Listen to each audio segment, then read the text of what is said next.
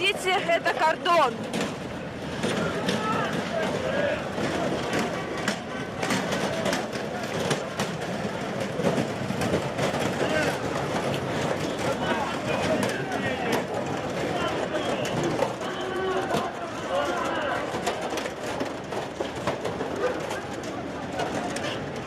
Назад!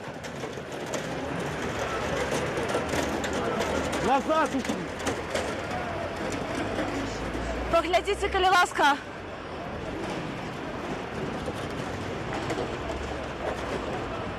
Паглядзіце, калі ласка, на гэты кардон. Міліцыянты, узброеныя шчытамі, перакрылі праспект Незалежнасці. Шэрагі аўтазакаў едуць па праспекце.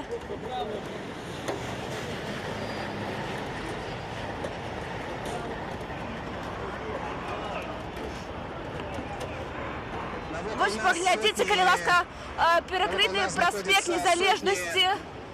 Яшчэ раз нагадаю, што усе гэтыя міліцыянты тут. І яны хочуць перашкодзіць пратэстоўцам прайсці да Акадэміі навук.